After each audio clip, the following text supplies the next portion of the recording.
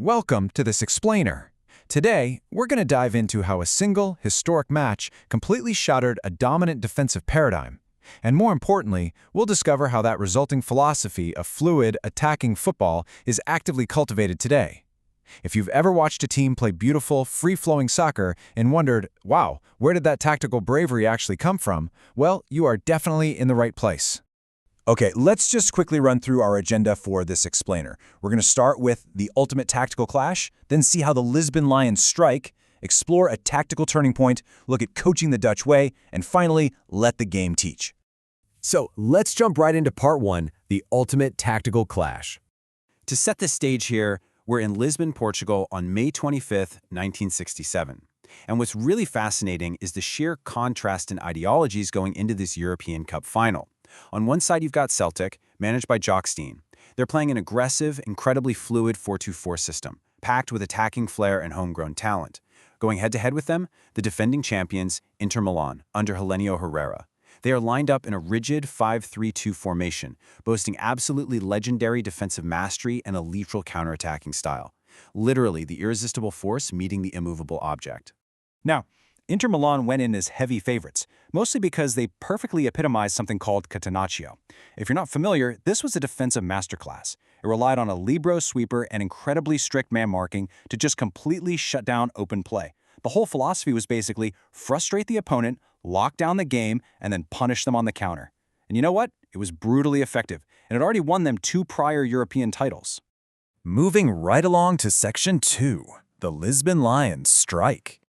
Picture this, 45,000 spectators baking under the hot Lisbon sun. Initially, it looked like business as usual for the Italians. Inter struck early, grabbing a 7th-minute penalty thanks to Sandro Massola. But here's the thing, Celtic just refused to be contained. They attacked relentlessly, pushing Inter deeper and deeper into their own half. And that immense pressure, it finally broke the dam. In the 63rd minute, Tommy Gemmell unleashed a phenomenal 25-yard strike to equalize, which then set the stage for a dramatic 84th-minute winner, a tap-in by Stevie Chalmers. These stats really paint the picture of just how thoroughly Celtic dismantled that supposedly invincible defense. I mean, producing a staggering 45 shots to Inter's 3, that proves attacking football didn't just win on the day, it utterly overwhelmed the opposition. Look at this breakdown, 16 shots on target to 3, 10 corner kicks to 0. Celtic held about 64% possession against a team famous for dictating the pace of games. They didn't just squeak by, they absolutely battered the door down. And here is a totally mind-blowing fact to put all of this into perspective. Celtic became the first British club ever to win the European Cup with a squad of players born entirely within a 30-mile radius of their home stadium. No way, right? This wasn't some team of expensive, hand-picked international superstars. These were local lads, forever immortalized as the Lisbon Lions, who went out and flawlessly executed a revolutionary tactical vision. Which brings us to Section 3. A tactical turning point. You can imagine the shockwaves this monumental upset sent through the sporting world. It completely changed how managers thought about the game. Celtic's victory was this massive symbolic rebuke to purely defensive ideologies. The rigid Catenaccio era started to decline right then and there because this match proved to the world that prioritizing possession, creativity, and fluid movement could untangle literally the most complex defensive knots. It really paved the way for the total football we'd see in the years to follow. So how do we connect that 1967 history to how we actually build players capable of this style today? Well, we have a great source manual by Michael Beale, and this quote from it perfectly echoes that philosophy of trusting player creativity. It says, give them a ball and set them free. Young footballers have a great way of working the rest out for themselves. That is exactly how you breed the kind of attacking intuition that took down Inter Milan. Okay, on to Section 4, coaching the Dutch way. So how do we practically cultivate that flair? Originally adopted by the Dutch Football Association in the 1970s, this grassroots method was actually a direct response to the decline of unstructured street soccer. As neighborhoods changed and kids stopped playing out in the streets as much, coaches realized they had a problem. They needed to artificially recreate that chaotic, creative crucible of street football to keep developing top-tier, quick-thinking talent. The solution? Small-sided games, specifically 4v4s. The benefits here are huge. First off, the game itself is the teacher, meaning very little active coaching during play. Players get way more touches on the ball.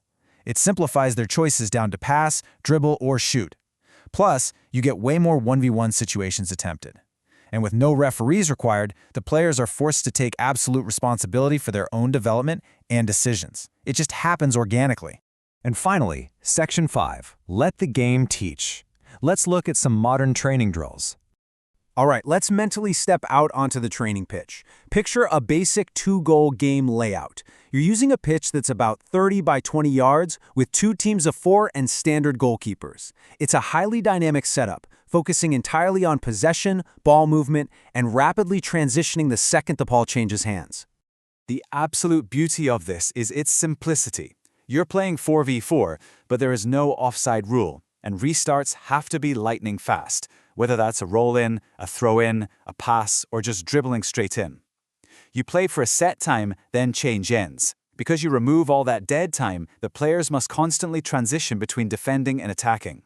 It replicates exactly that relentless, fast-paced pressure Celtic used back in '67. Now we can easily level this up with any goalkeeper variation. This is where things get really interesting, because you actually remove the dedicated keeper position entirely.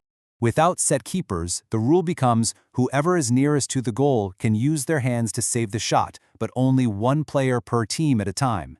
This is wild because it forces young players to take extreme responsibility for their defensive shape. Think about the mental gymnastics here. You have to track the ball, figure out how to launch a rapid counterattack, but also constantly monitor your distance to your own goal to know if you're the one authorized to make a save. It builds incredible positional awareness.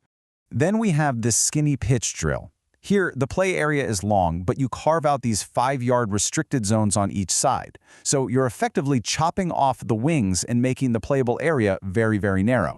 This perfectly illustrates how you can manipulate the environment to teach tactics without even saying a word. Because the pitch is so narrow, it forces teams to build up right through the middle, demanding really quick skills and tight passing combinations. If a team is packing the defense, like that old Catenaccio style, you can't always just go around them. Sometimes you have to play right through the heart of it. This drill hones exactly those tight, technical, central skills. As we wrap up this explainer, I want to leave you with a question to chew on. If the ultimate attacking revolution was born all the way back in 1967, are we using these small-sided games enough today to set our young players free and inspire the next great tactical evolution? History shows us time and again that fluid, creative freedom conquers rigid systems. The Lisbon Lions proved that attacking imagination can shatter any defensive wall. So are we truly trusting the game to be the teacher for the next generation? By embracing these methods, we really can cultivate that same fearless creativity today. Thanks so much for joining me on this deep dive.